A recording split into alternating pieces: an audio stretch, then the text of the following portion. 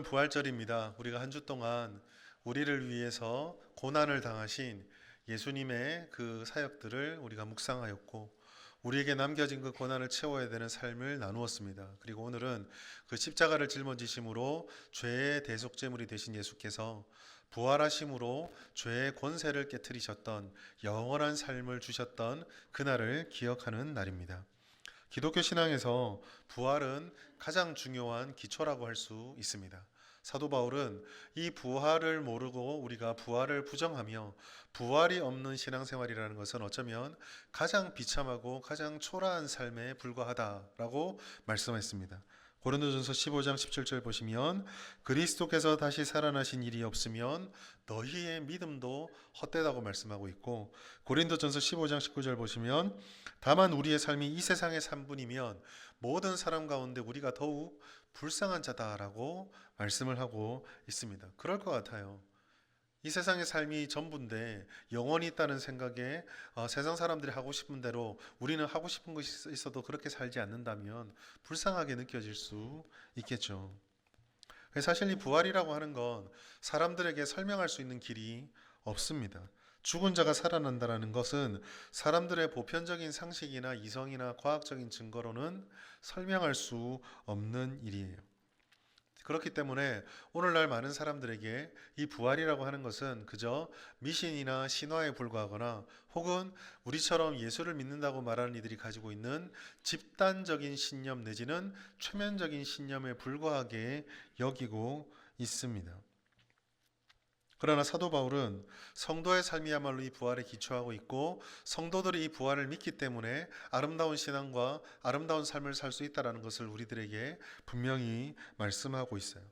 사실 진리라는 것이 그렇듯이 부활도 마찬가지로 누군가가 인정을 한다고 해서 진리가 사라지지 않듯이 인정 여부에 상관없이 부활은 일어났고, 또 우리는 부활을 경험하게 될 것입니다.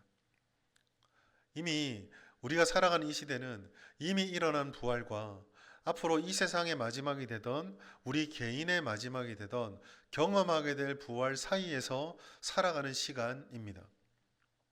그렇기 때문에 우리들에게는 부활이 예전에 일어났다라는 거, 그 사실과 앞으로 언제 일어나게 될, 경험하게 될 것인가, 그거를 고백하는 만큼 중요한 것이 이 사이에 끼어 있는 시대를 부활이라고 하는 가장 중요한 신앙의 기초를 가지고 어떻게 살 것인가가 중요한 문제입니다. 그리고 오늘 예수님께서 전해주시는 이 마지막 21절의 말씀은 우리가 살아가는 시대가 어떤 시대고 우리가 어떠한 문제에 직면하게 될 거며, 그 앞에서 우리에게 원하시는 이 부활을 믿는 성도로서 하나님이 원하시는 삶은 어떤 것이고, 그 삶을 사는 우리들에게 무엇을 약속해 주시는지를 말씀을 통해서 전해주고 있습니다.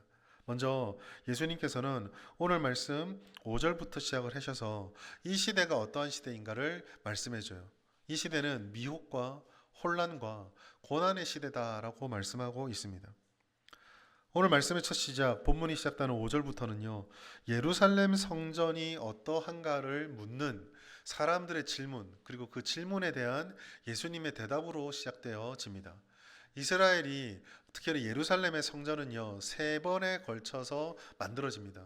성전 제3시대라 그러는데, 제1시대는 솔로몬에 의해서 지어졌던 그 첫 번째의 성전입니다. 바벨론에 의해서 다 파괴되어 버리죠. 성전이 이 시대는 느헤미야와 에스라에 의해서 재건되어졌던 성전입니다.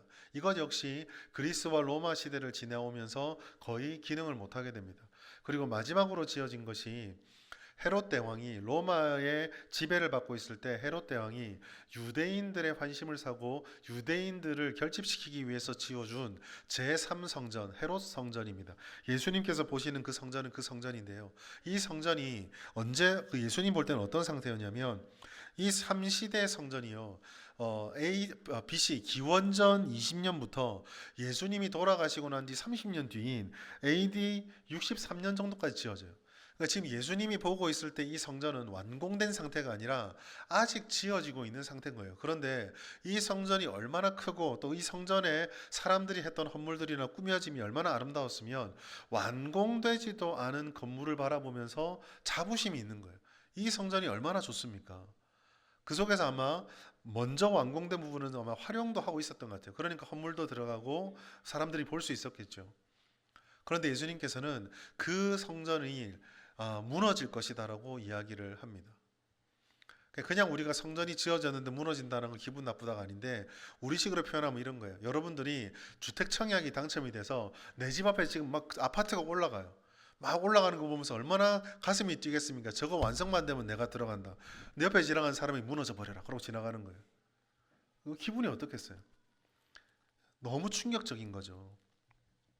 근데 예수님께서는요, 이것을 통해서 아무리 아름답게 지어지는 것이랄지라도 이 세상 것은 영원하지 않고 하나님이 주시는 영원함에 대해서 말씀해 주셨습니다. 그 영혼은 우리 부활에 가장 담겨 있는 가장 중요한 말씀이고 생각이죠. 그 영혼을 바라보는 성도들이 영원하지 않은 이 시대에서 어떤 삶을 살 것인가가 이제 8절부터 계속 나오는데요. 먼저 8절에 보시면 이 세상의 첫 번째 특징은 미혹이 넘치는 세상이다라고 말씀합니다. 누가복음 21장 8절 말씀 같이 한번 읽겠습니다. 시작. 이르시되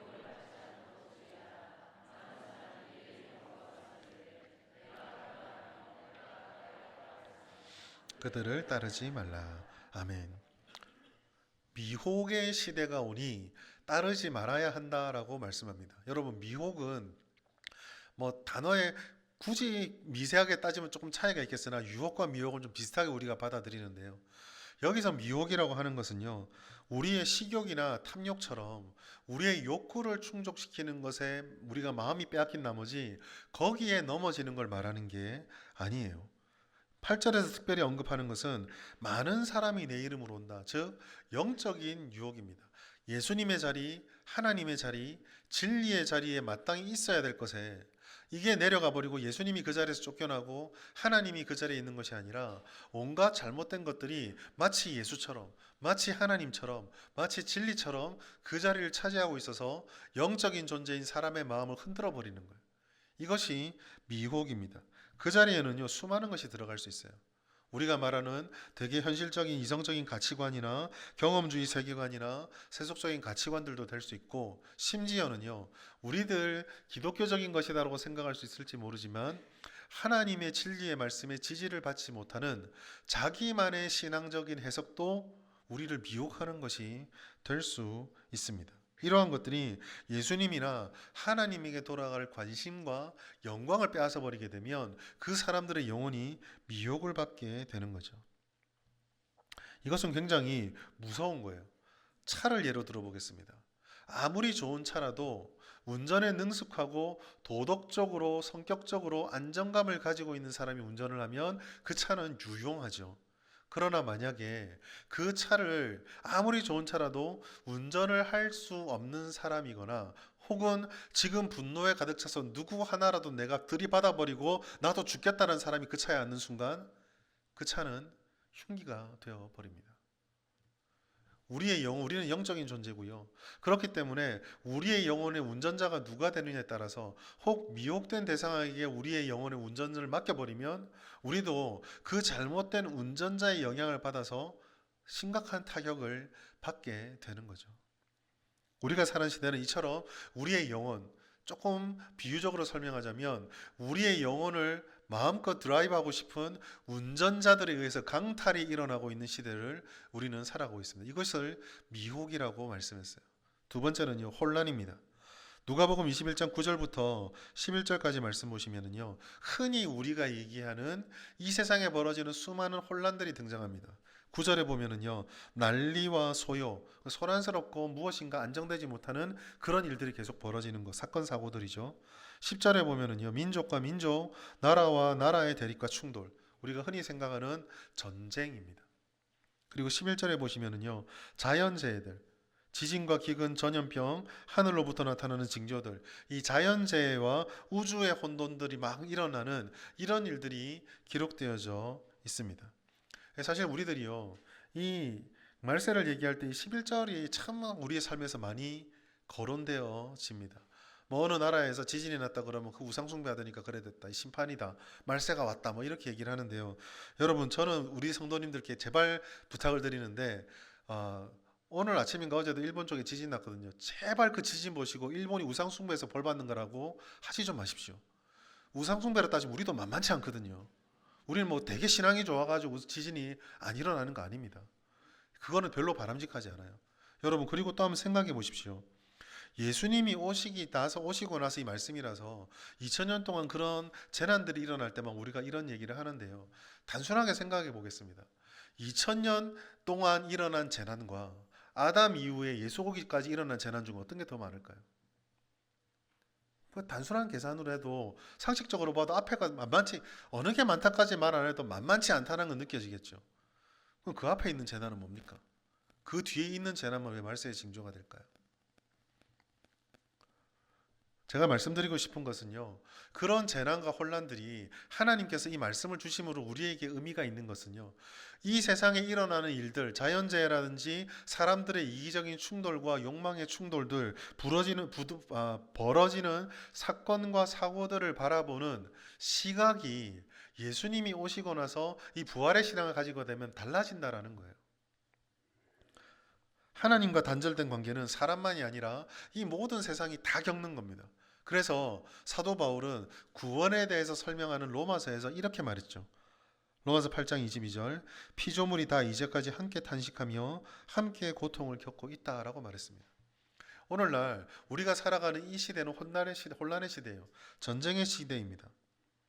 창조와 타락으로 인해서 창조로 주어졌던 하모니가 타락으로 인해서 파괴되어 버리고 부활로 증명된 새로운 질서가 오기 전까지 여전히 부족한 가운데 사라지고 있는 시대예요.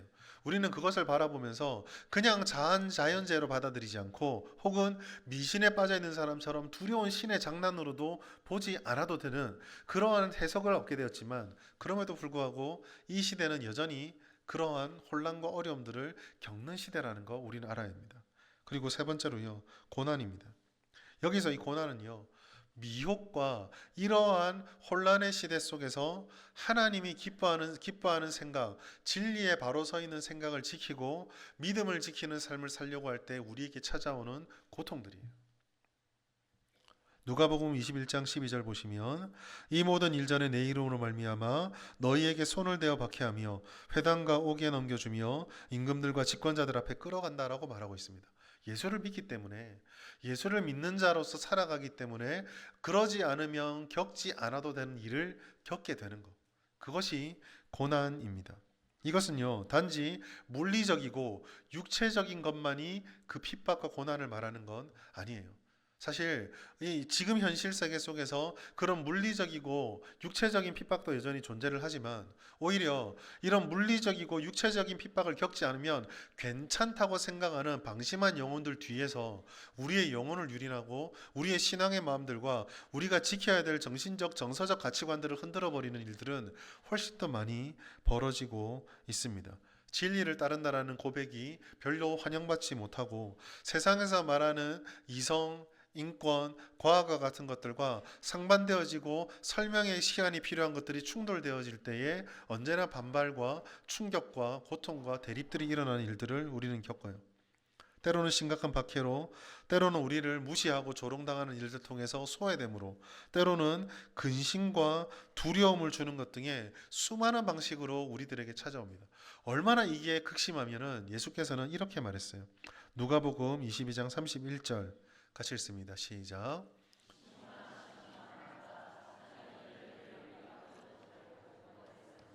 예, 우리를 어떻게 한다고요? 밀 까부르듯이. 밀 까부르는 게 뭐죠? 까부른다는 게 뭐죠? 예, 까불지 마 이런 거 하면 무슨 말이죠? 예, 요거죠, 요거 키지라는 거. 여러분 키지라는 사람이 한번 탁 튀기고 아프십니까? 묻는 거 보셨습니까? 키질은 어떻게 해요? 사정없죠. 막 털고 쓸고 털고 씁니다. 키질뿐만 아니라 탈곡기만 보십시오. 탈곡기도 뭐 주변의 소음을 생각해 가지고 조용하게 뭐 안락한 탈곡기 이런 거 있습니까? 그렇지 않죠. 다다다다다다 하면서 전부 긁어내 버립니다. 우리가 어떤 고난을 겪는다고요? 이렇게 이게 위에서 떨어진지 밑에서 떨어진지 흔드는 건지 뒤집어 엎는 건지 수단과 방법을 가리지 않는 그런 어려움들이 믿음을 지키는 우리들에게 찾아올 수 있다라는 거예요. 이 시대가 그런 시대입니다. 우리의 영혼을 유린하는 미혹의 시대요. 주변에서 일어나는 수많은 혼란과 수많은 어지러움을 통해서 우리의 마음을 집중하지 못하게 하는 시대예요.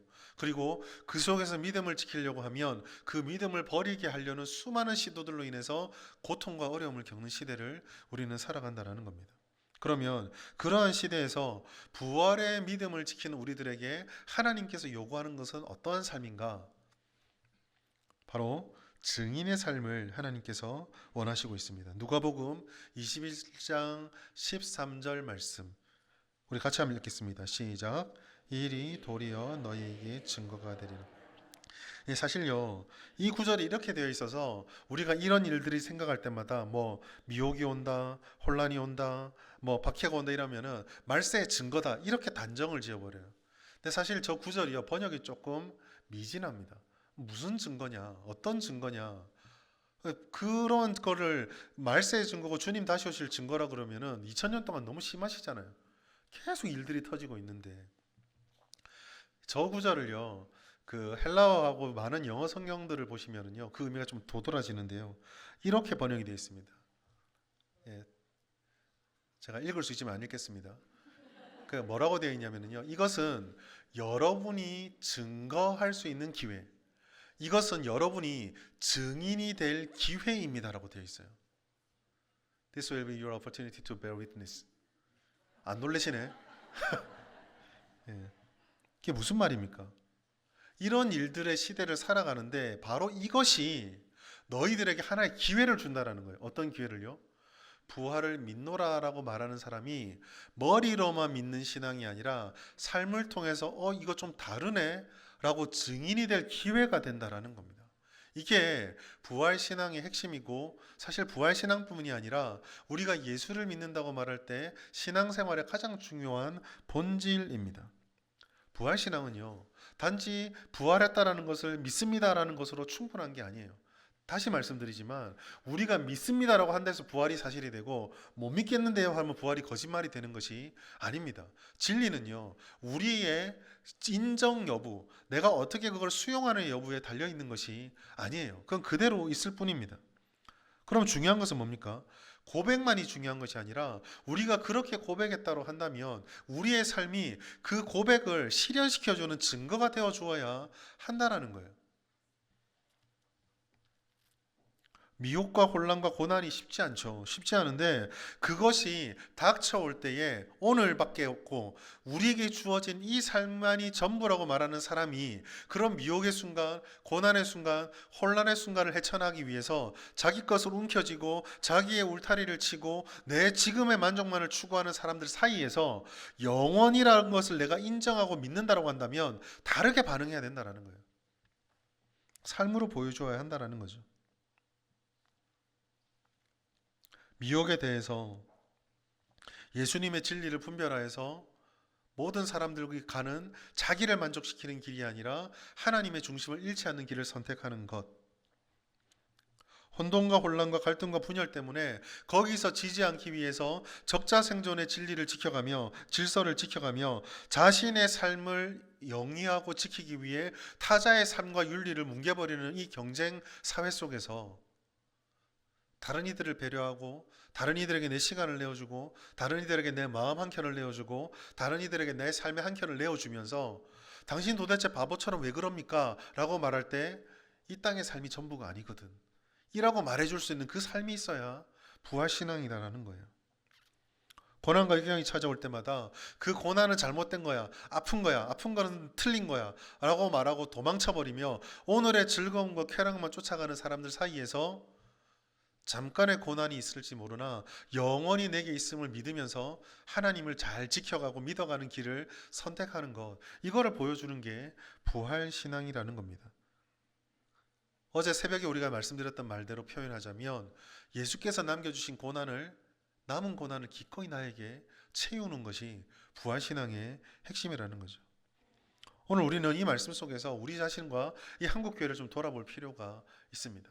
한국교회가 말하는 부흥이, 한국교회가 말하는 복이, 한국교회가 말하는 부활신앙이라는 것이 과연 이처럼 우리가 증인의 삶을 사는데 표현되어지고 드러나고 있는 것인지, 아니면 혹 눈에 띌까봐 조용히 숨어 있거나 아니면 혹 머리로는 신앙을 이야기하지만 그들과 똑같은 삶의 자리에서 더 높이 더 많이 더 크게를 추구하는 것으로 멈춰 있지 않은지, 내일은 없다, 오늘밖에 없다라고 말하는 그들의 삶의 방식과 똑같은 삶을 살고 있지 않았는지 우리는 돌아보아야 한다는 거죠.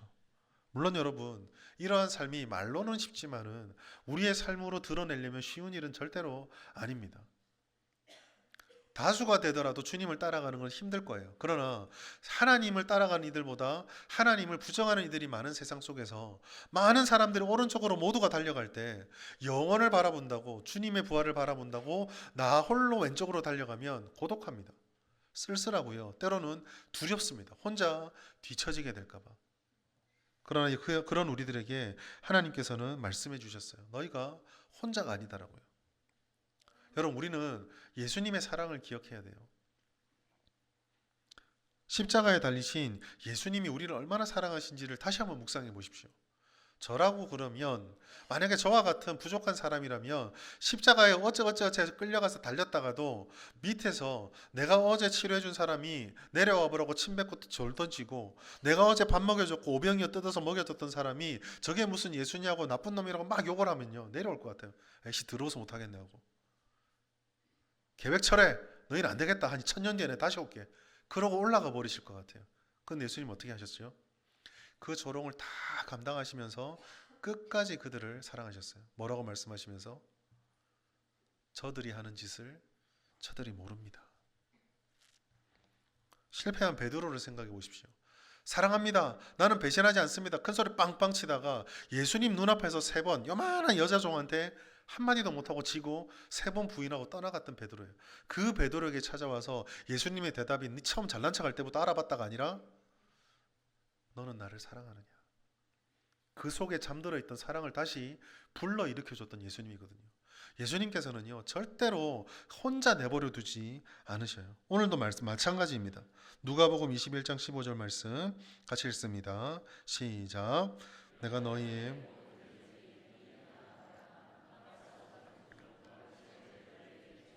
아멘.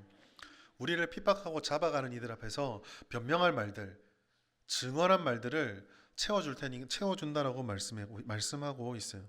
근데 이 말씀이 놀라운 이유는요, 14절 때문입니다.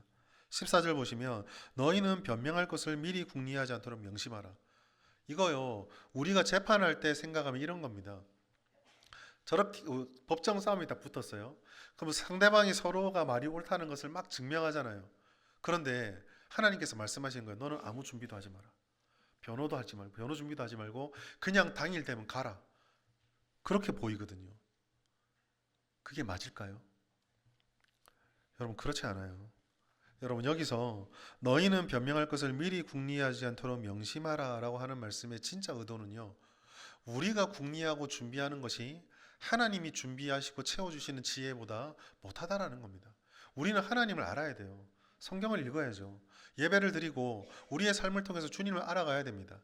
그 알아가는 것들을 통해서 우리 주변에 있는 사람들에게 예수를 전할 수 있는 준비를 해야 돼요. 이건 나쁜 거 아닙니다. 그런데 뭐가 문제일까요? 뭐를 의미하는 걸까요?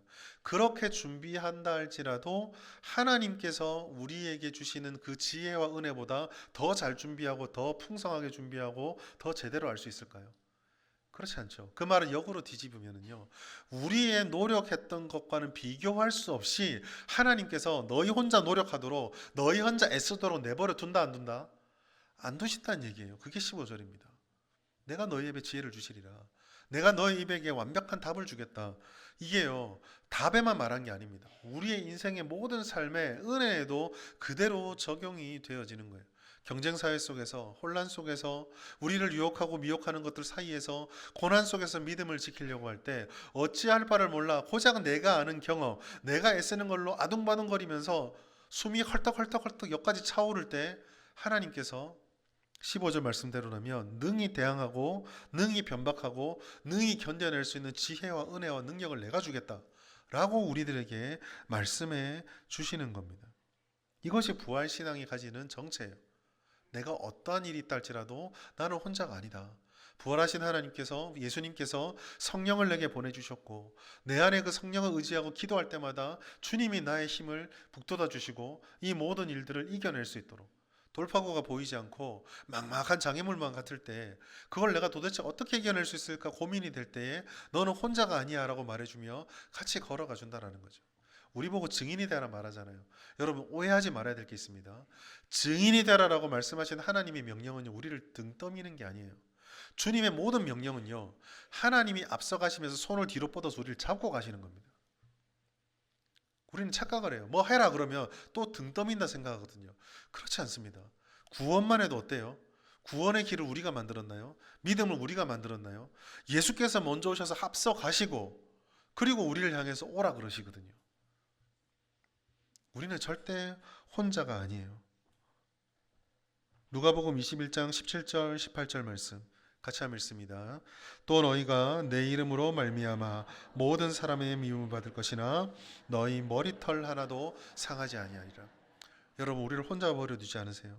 사랑하는 여러분, 오늘 부활 주일을 맞이해서 저는 설교 제목을 부활의 증인이 됩시다 라고 잡았습니다. 그러나 이 말씀의 결론에 이르면은요, 우리는 이렇게 고백할 수밖에 없어요.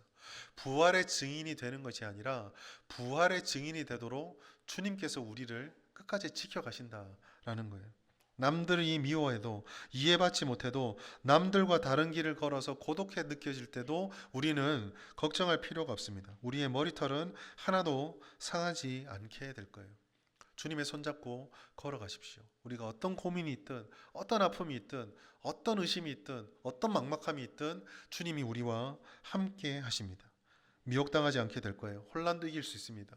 고난도 견뎌낼 수 있습니다. 우리가 그렇게 걸어갔을 때 우리의 영혼은 오늘 약속해 주신 말씀대로 평안함을 얻게 될 것이고 19절 말씀대로라면 인내하였을 때 상하지 않는 우리의 삶을 지켜내시는 하나님이 주시는 영혼의 열매를 거두게 될 것입니다. 우리 모든 성도님들이 이와 같은 부활신앙으로 무장되어서 하나님이 약속하신 홀로 두지 아니하심을 경험하며 주님이 주시는 영혼의 열매를 거둬가시기를 예수님의 이름으로 축복합니다.